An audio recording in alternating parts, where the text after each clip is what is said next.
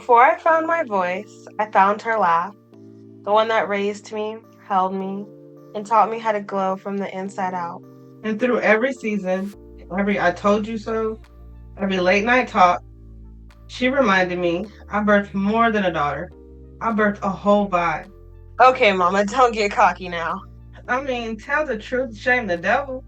This podcast is our love letter to each other and to the women who came before us. It's heart, healing, laughter, and just a little bit of tea. Welcome to She Birthed the Vibe. Her laugh, my heart. Hello, everyone, and welcome to another episode of She Birthed the Vibe. I'm Mia. And I'm Ashley Marie. And I am taking over the episode today. Ow! Whoop whoop! Let's go, Mia. Lead the way. That's enough.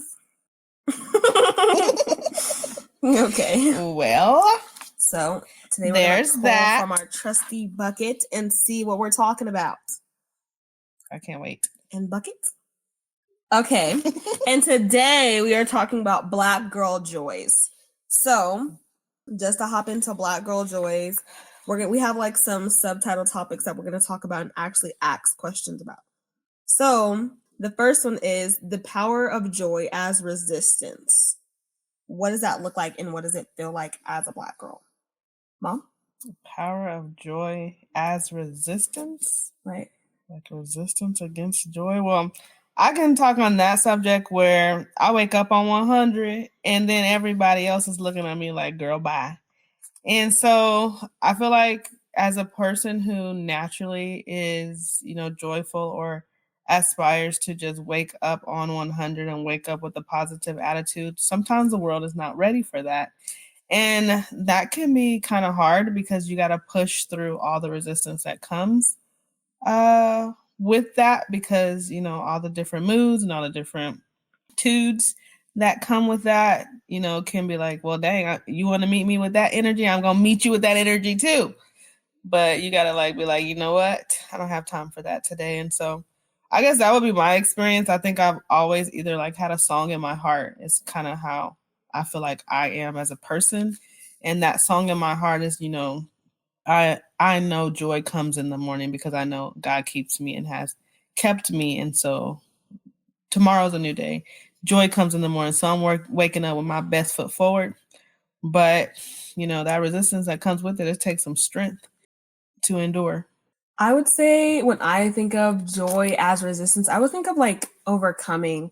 There's so many things in this world that Black girls go through, just walking around in their everyday lives. And for us to be happy regardless of those things, I feel like is resistance to the very things the world tries to put on us or just everything that goes on within the Black community, out of it, just all of that together. I think being happy regardless of the circumstance creates resistance. Listen, and I want to caveat and say a little bit more about that part because, I'm gonna be honest, I'm from Houston, Texas, right? Oh, Lord. The hood is one in the family, right? So I am literally called the white girl of the family. She's very white. And so some people take that, and my family has taken that as a joke, right?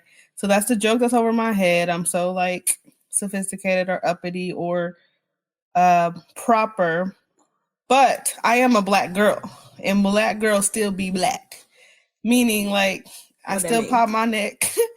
I still am a strong, motivated, ambitious woman. And though my voice might come out passionate, it does not mean I'm angry. It does not mean I'm aggressive. It just means that I am very direct and assertive. In some instances, yeah, that girl is mad.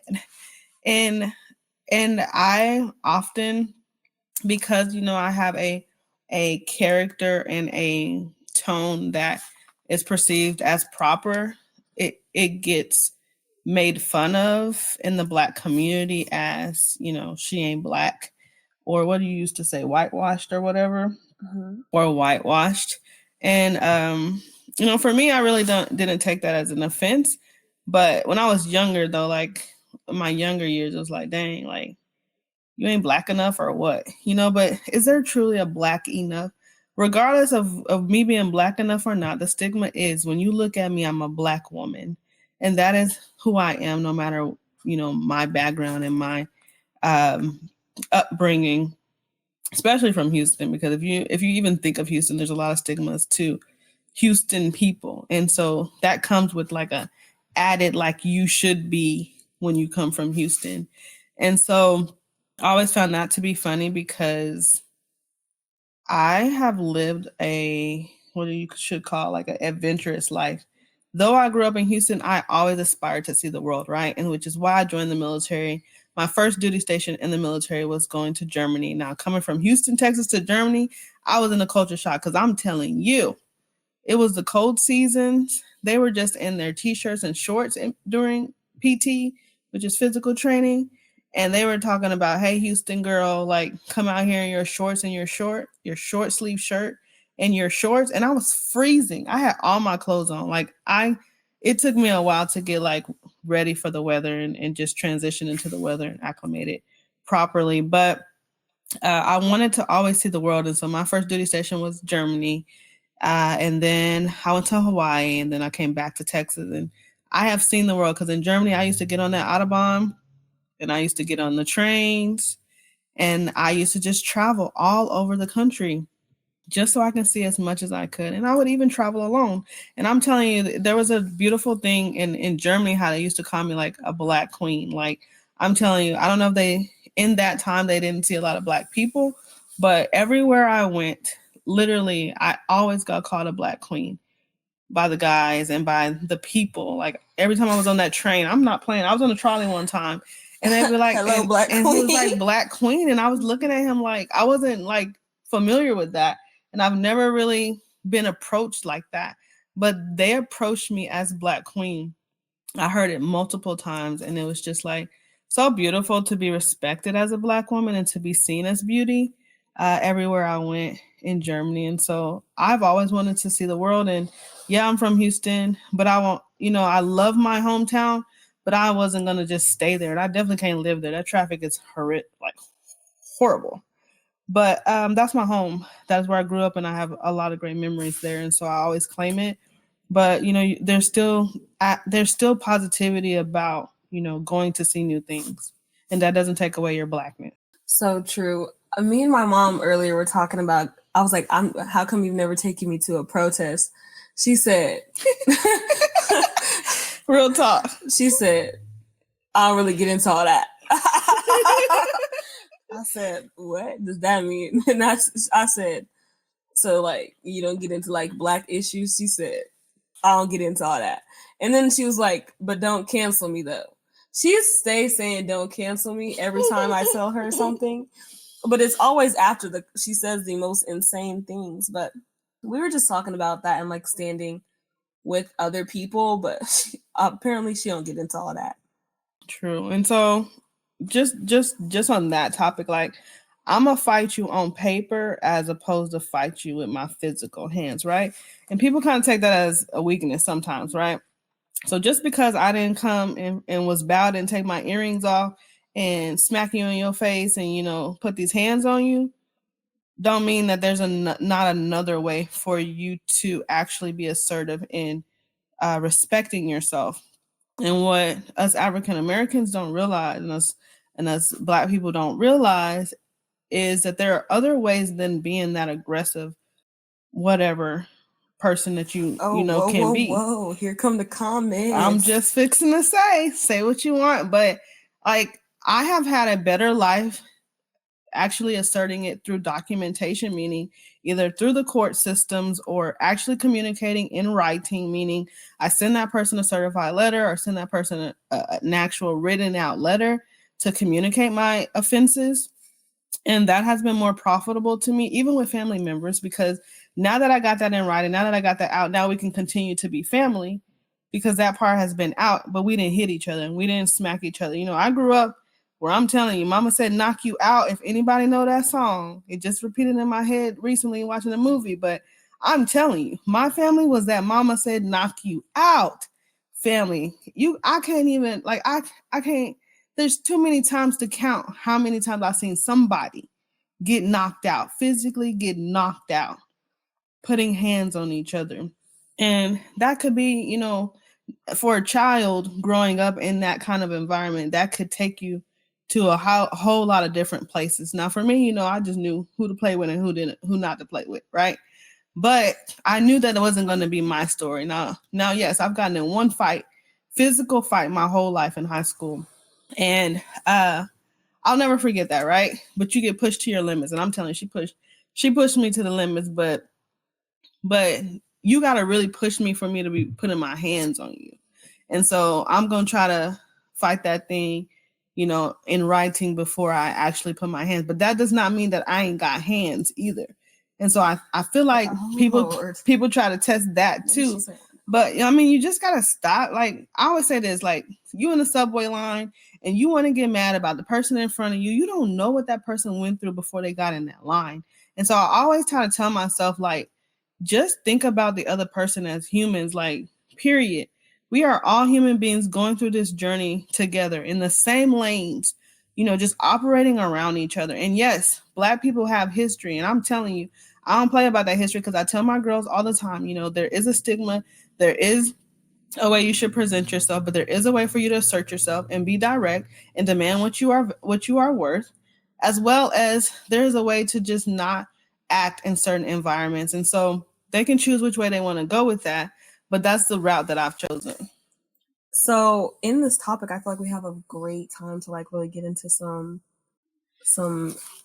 what some would call like troubling waters. Mm-hmm. But what would you say for the people who are like, the system isn't there or the system isn't set up for us, so why are we going to fight through the system? We could just use our hands. Because that'd be going better though. So yeah, using your hands might feel better. Like, yeah, okay, now you just showed them, right?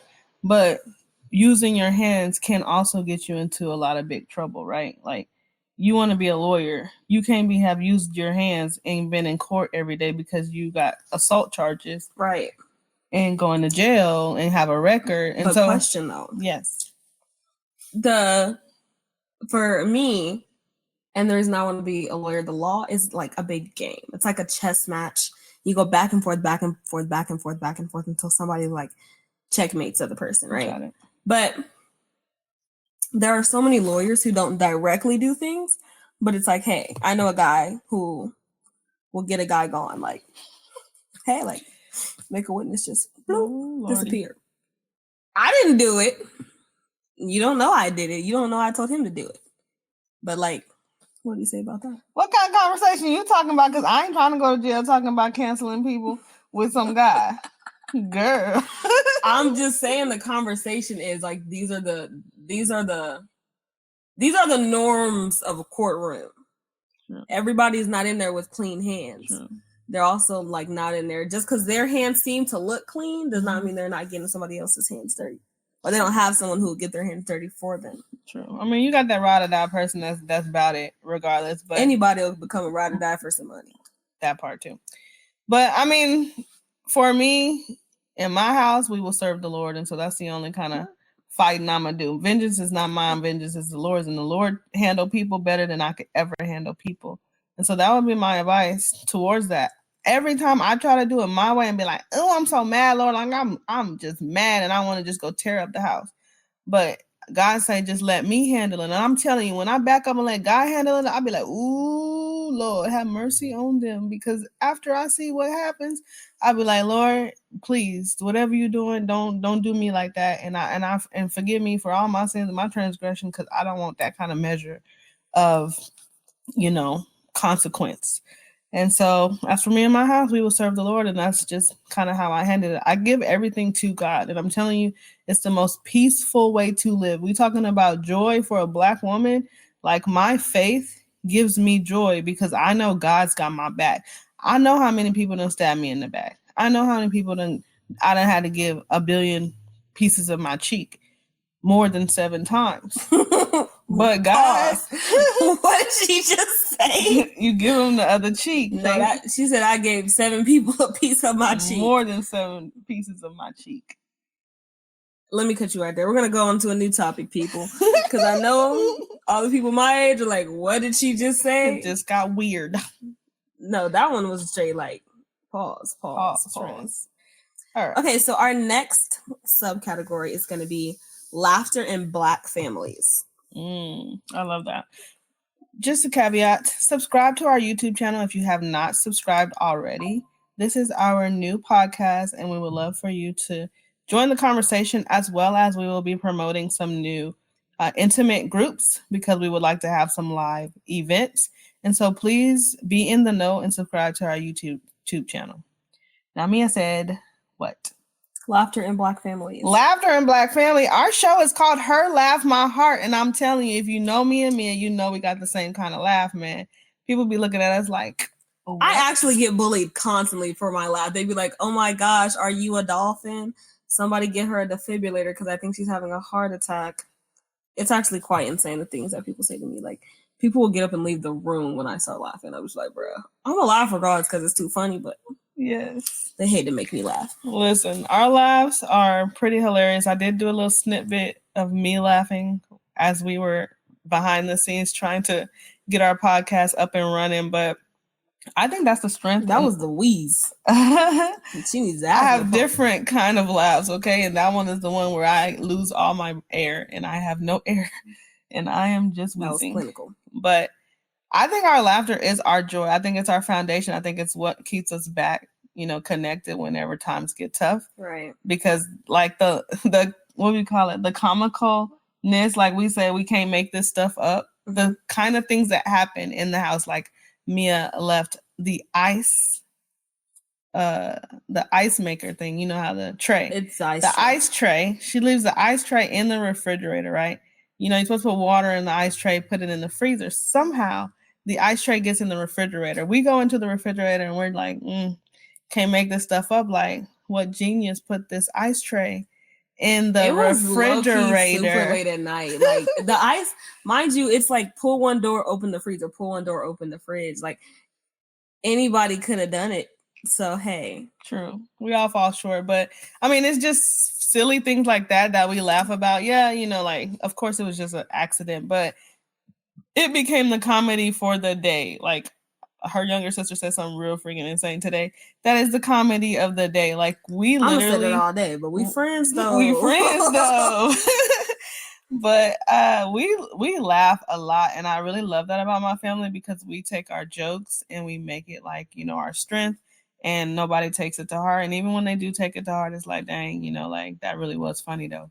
If you really look back at it. Honestly, like it gets to a point where like if somebody says something about you, but like I'm only going to be upset if it's not actually like funny. Like if you say it and doesn't land well with me, right. If it lands well, like I'm too busy laughing to really be upset. But if it don't land well, then you just wasted my time listening to that and you wasted your time saying it. Yes. And Mia has what we call what is your academy called? It's called the Academy of Mia. Listen, the Academy of Mia shows you how to...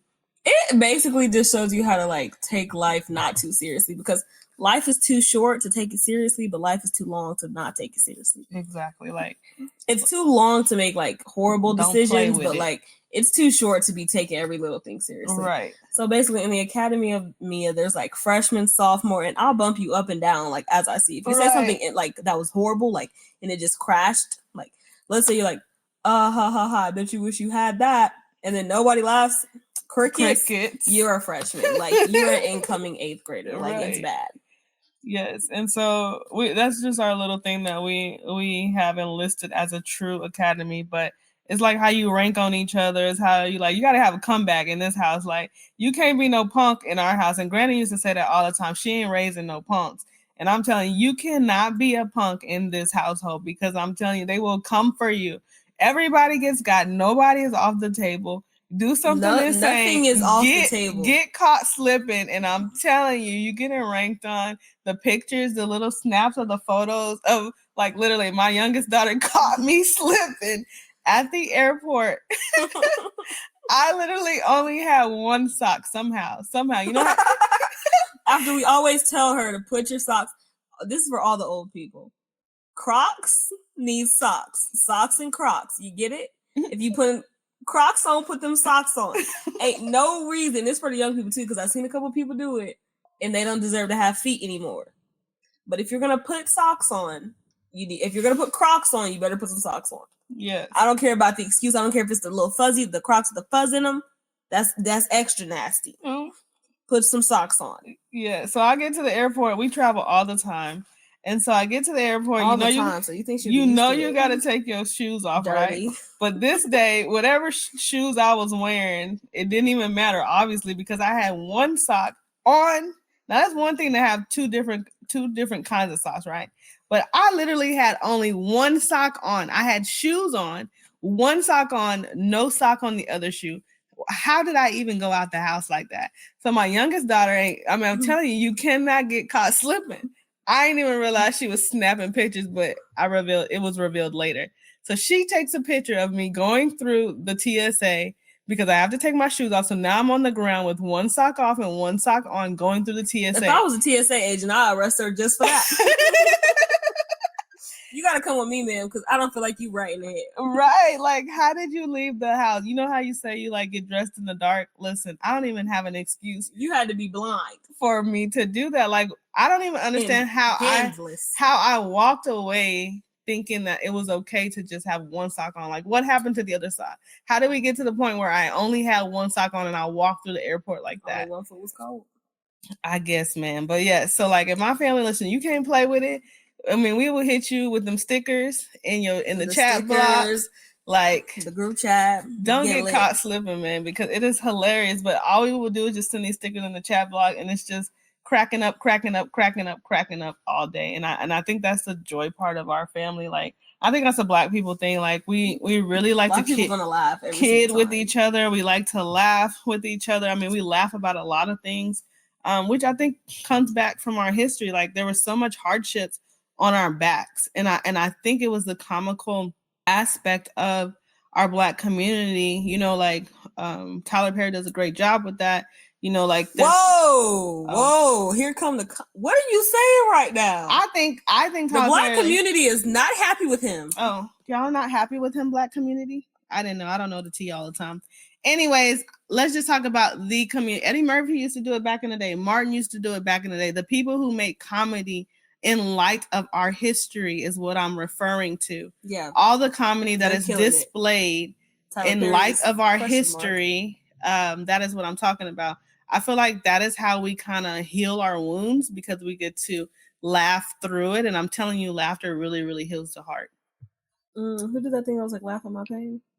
That was Kevin Hart. Somebody did that. Yeah, I think it was Kevin Hart, but I love that about Black people. One thing about Black people, we're gonna laugh at I like my type of humor is when it's real life situations.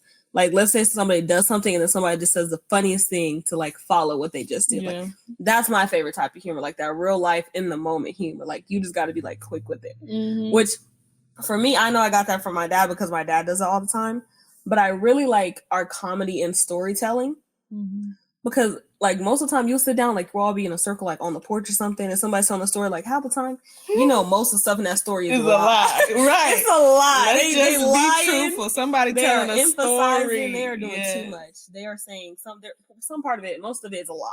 But it's such a good, like the way the story is carried and presented and like conveyed is so like beautiful. Like, it's to the T. Like, Black people have a real gift in storytelling. Excuse me, and just in words in general.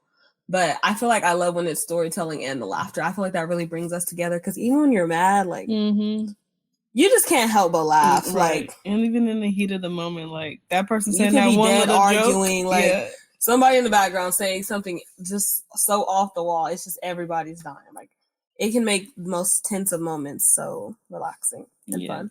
So I'm going to segue into Mommy Knows Best List. Mommy Knows Best List is a list that I make for my kids so that I can share with them all the things that I want them to take away from my influence. And so my Mommy Knows Best List lesson for today is treat yourself with respect. You are more than enough. And I know for me, self-confidence was the biggest thing, even though I had an empowering family. I'm telling you, like I said, my granny wasn't raising no punks. I had family who would have had my back. But because of my lack of self-confidence and my aspiration to make other people love me, like me, whatever, I was in a season, and a lot of seasons in my younger years, where I didn't feel like I was enough, or I didn't feel like I could choose me. And I would love for my girls to understand that they can live their life out loud, understanding that they are enough. They are not alone. One, God got their back, period. Beyond any other thing. God has their back, period, but their mama got their back, and I would go to the end of the world with them, for them. And so I make sure I tell them that enough times for them to believe it, because I'm telling you, when times get hard, you forget about that. And that was my story when I was younger. And as a Black woman, especially in the military, I'm telling you, half of the time it's just one of us, right? And you don't have a lot of Black women around you. And it's just like, it's so hard because you're pressing against the man's world systems. And there were so many different seasons and times in my military career that I had to fight these, sexism problems, these Black people problems. I think in Germany, I forgot what his name was, but I'm telling you, like this guy, I never really had racism in my life, except for one time I used to work for Kroger. So my first job before the military was working at Kroger's. I was a sacker at Kroger's. I'm telling you, I got mad tips back in the day with that $5.25 an hour, friends. Listen, I don't know how I live on $5.25 an hour. When I tell my kids about this stuff, they'd be like, girl, use a slave. How did you do that? I mean, $5.25 an hour, and then maybe I got a $20 tip, right? But I was getting mad tips. But one time, I transitioned up in Kroger's, and I became a floor manager as my last, job before I went to the military at Kroger's. But the only time that I experienced racism in my childhood life was the sacker who was a kid who had Down syndrome. The sacker at the time, I was a cashier at the time, said he don't sack for brown people. Well, obviously he learned that, right? Sir, no comment. No comment, right? No comment. And so I let him make it, and I said, okay, sir, you can go sack for another cashier. I'm not as kind. Because I'm the cashier at that register. So if you don't want to sack for brown people, he's got to go to another register. But I didn't take that to offense for him, because obviously his parent taught him that. He has Down syndrome. He's only speaking what he was taught, and that was the only form of racism until I got into the military. And this guy like literally was like, he said all the words, right? And I'm just a young soldier just coming into the unit. And I mean, he spit every little piece of where he was from to me that day. And I was just Where's he from? Like Hicktown, somewhere. He's in Germany. He was in Germany. He was an NCO, but he literally hit me with every N-word that he could hit me with. Nazi? I ended up getting on the blacklist. So I don't know if anybody knows what that is, but like snitches get stitches, pretty much is what I did. Like I snitched on the man. But and he blacklisted you? So blacklisted mean they ain't gonna give me no more information, because now they know that if like they're not following the rules, and I'm just new there. So I said like, hey, such and such said this to me, but he been doing this all this time. So everybody else around you blacklisted that you can't talk about nothing around her, because she probably gonna tell. So are you a little snitch girl? I would have been like, he's a Nazi. I mean, I didn't do anything wrong, but in the military systems, there's a lot of that going on. Like, people have been doing things for so long, and until somebody check them, and that's one thing I know about me. When I come in an environment, something has to change. That always happens. Like if it happens to me, it usually means that once I get exposed to it, because I'm confident enough to be bold enough to speak on it, then that thing changes. And so somebody been allowing that guy to act the way he'd been acting all this time.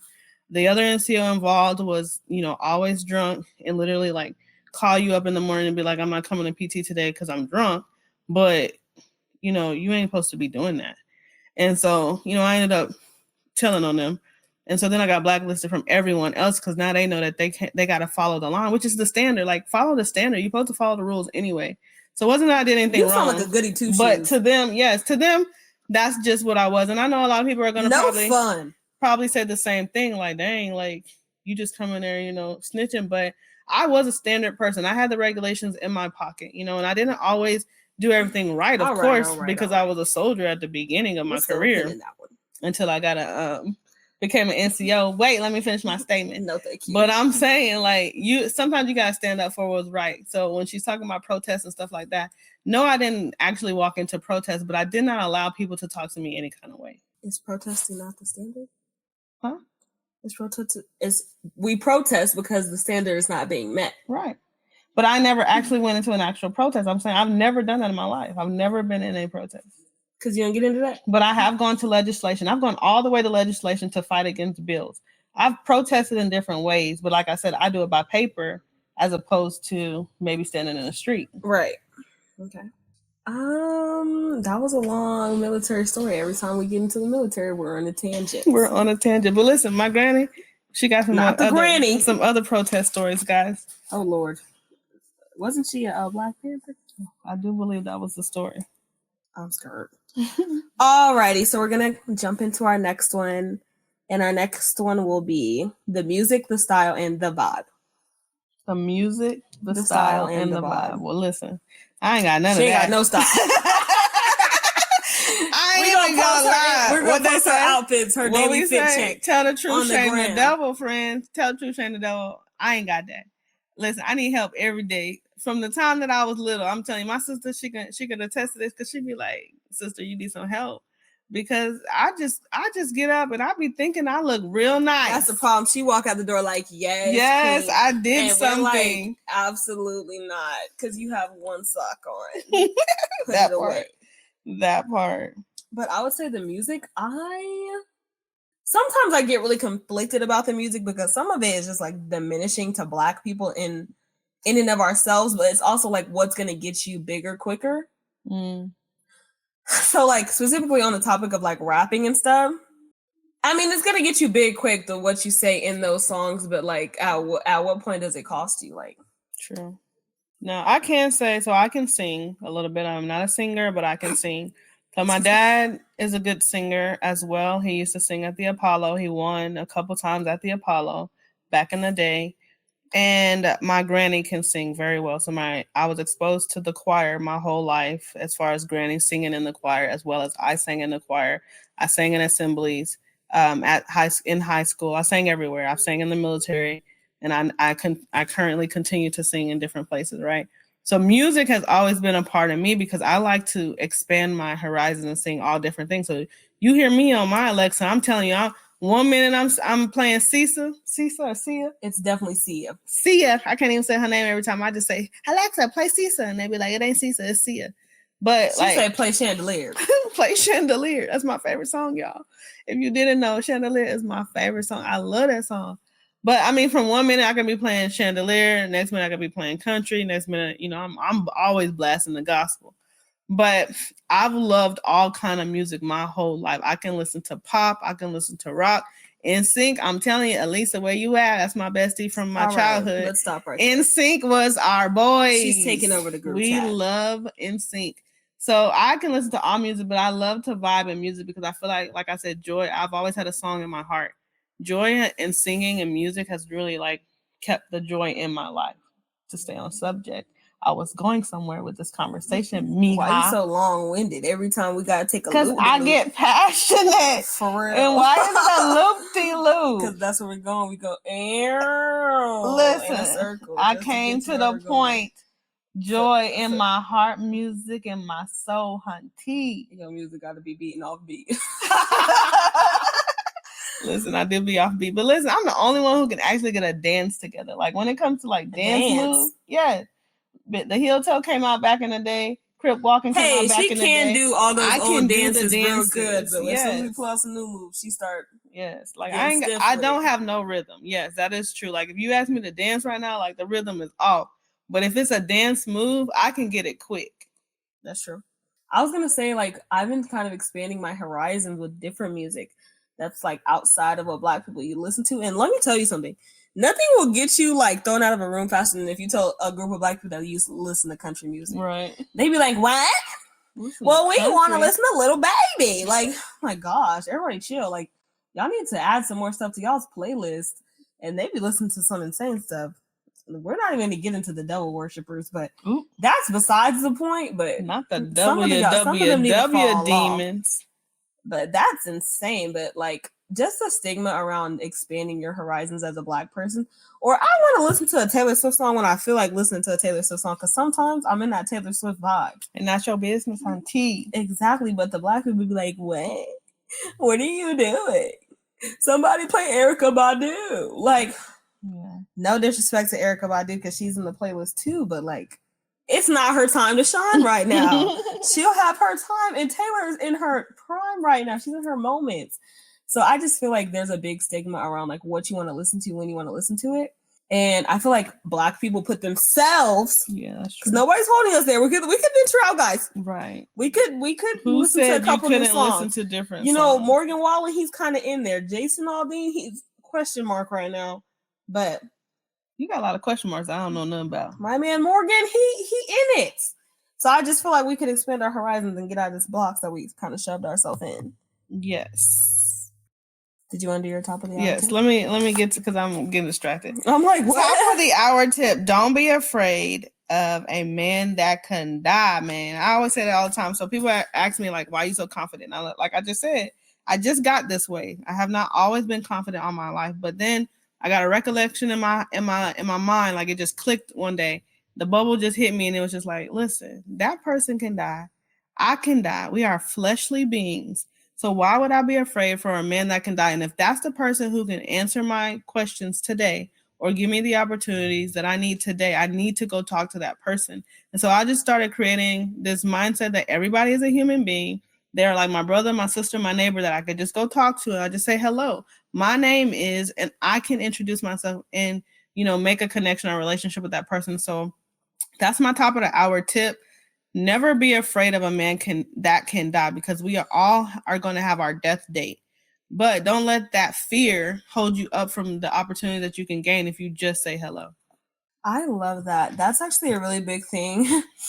Not even going to talk about it, but I'm in my senior year of high school right now. And during my sophomore year, I kind of put myself through like exposure therapy. Like I would go up to people and be like, you know what? Like your hair today, not the vibe, but like not like that, but like for those type of things, I would say it's like people I knew, but like I would go up to people and say the wildest stuff, like I love your kneecaps, and then just like look at their face. But after a while, it kind of got too funny to me, so I had to stop because I was low key enjoying it. But like just the exposure therapy of like not being scared to say what I need to say, because if I can say I like your kneecaps, like I can ask them like, hey, did you get these answers on this test? Or right. Hey, did you know what she was talking about for this? Like I can ask all those questions so I can say something insane. Not saying go say insane things to people, but hey, it works for me. Man. Right. And whatever it takes for you to build that confidence, like practice makes perfect. And so everything that I get, I feel like, I'm a parent in this season, but everything I get comes from the pulpit. It comes from my body of Christ and the pastors that are leading me and guiding me, and they are truly my prosperity connection. And so the things that God gives them to say, like I literally take it and I put it in a bubble and I manifest it. Just start saying it over and over. And I'm telling you, I repeat it until it's actually in my life. And so if you have trouble with confidence, practice it like Mia just said. Say something insane as a starting point. Then after that, you can ask the questions you really need to ask, Or like dance in a store. I be dancing in the store all the time. Yeah. My sisters do not like it. Yes, like it is one thing to be fearful to just be yourself out in public because you're trying to be all stiff and proper or whatever, and like you don't want people to judge you. Like just be you, and that's joyful. Like that's peace. That's the peace of mind that you need to truly be in a joy space, because nothing can shift you out of that mindset. Like life is too short for you to be uptight and just cringing and everybody sitting on the porch just talking about the man who holding them down. Ain't nobody holding you down. What? You holding yourself down. Oh, the man who's holding them down. Okay, I'm like, the man. You know, the man that nobody knows the name for, but everybody say the man. The man, the brother, big bro. Like, who is he? Because I would like to go talk to him, tell him to stop holding everybody down. That's true. Just being able to be yourself. Everybody's faking it. Everybody thinks like, oh my gosh, what will people think? But low key, what I found is people think I'm a vibe or whatever. They be calling me. They always want me to come outside and be like, no, ladies, I'm trying to do my work today. True. So, I mean, just appreciate the young people know moments. what I was just saying. Okay, well, we had a Mama You Wild comment, and we're going to talk about this because this goes back to that. Beautification is another joy point for me and Mia. We love to, like, get cutesy, is what I want to say. But Mia feels like that she did not get a good childhood because her hair was not kept. We can insert the photos. I have receipts. Now, sometimes my hair was cute, But sometimes I look like, what's that little boy from the Jungle Book, Mowgli? Oh Lord, I'm talking about I look like Mowgli, but Mowgli low-key had better hair than me because I looked like, it was like, I just looked like I got electrocuted by lightning. I look like Hades. It was bad. She woke up like this. No, because anybody brushing my hair, like anybody like, hey, me, that's not the vibe. No, we in the store like that. We outside. We in public. Like, you would think that it would be a no, but it's a yes for her. Mama, you wow. Honey. But more now, I've been doing my hair for quite a long time she's been now. Doing her own hair. So she got so sick of that she just learned how to do her you got own me hair. out here looking insane. But I want to say something about her hair, right? So there was one season, I think in middle school. I mean, Mia thought she looked disgusting with her natural hair. And I used to hate it. I ain't gonna lie. I was like, I look like an African wildebeest. Yes. Get it out of here. I mean, it hurt me so bad. So one of the tricky moments of being a mother in a season of mothering Mia was that season where Mia literally hated her natural hair.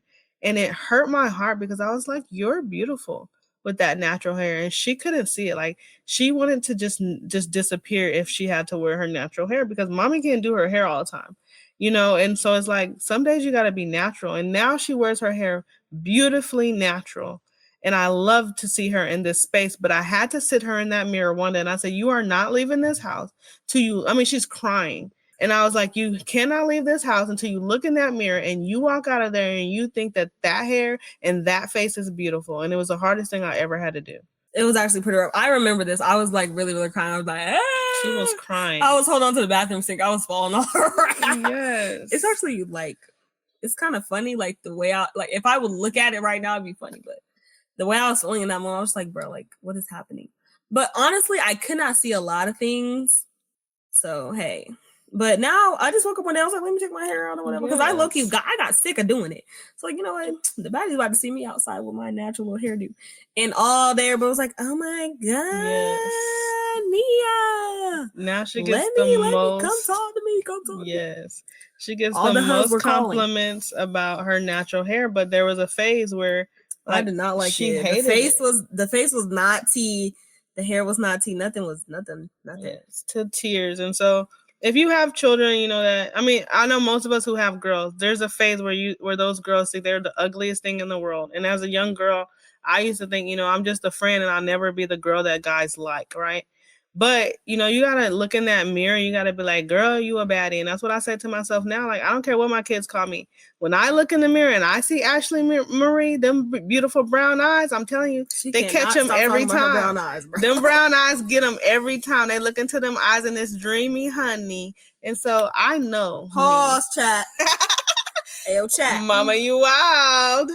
No, thank you. But yes, I think that was the most empowering thing that I did to invoke joy and love of her Black beauty in her natural hair. You know, you are beautiful just the way you are, and you need to own that before you go outside, because it doesn't matter what somebody else tells you. If you didn't wake up and you did not be confident enough to walk outside looking the way you are, whatever everybody else gives you is not going to be enough. And then if they give you negativity, that's going to crush you. And so I walk out the door already giving myself at least 10 to 25 compliments. Because that means when everybody give me all them other negative mints, then I'm good. No, breath honestly, mints for sale. Let's not even talk about that poem, but I do want to go over poetry. So that could definitely be a next topic. We could do a little poem to poem. Poetry, yes. Poetry slam up in here. Poetry slam. I love that idea. So we are wrapping up, friends, and I think this was a great topic. What was the topic again? It was Black Girl Joys. And so I guess my takeaway summary of today's conversation is own your happiness and own your peace. In this season, I always say, and I have been saying for the past couple months, you know, I can have all the money in the world, but you cannot pay me enough to trade in the peace of mind that I have in this season. I don't want another dollar that's going to replace the peace of mind that I have in this season. And so my peace, my joy, my happiness, if I wake up singing and I'm happy, I'm singing and I'm happy no matter the environment that's around me. You're not going to shift my environment. Because life can get hard and it can be trying and it can freaking throw some punches at you. But, I choose life and I choose joy. And so, that is what my takeaway is like you command your day, you command your room. Yes, I love that. So I just want to say thank everyone for tuning in to this episode. I have loved our topic. I feel like it kind of gave us both a little bit of perspective on just how each other is thinking in this area. Because while we do talk about like Black girl things a lot, it also kind of brings up some old memories for both of us, kind of like tapping into our past selves. So I think this was very eye opening. Yes, definitely. So thank y'all again for tuning in. We look forward to our next episode. Y'all have a great day. Later.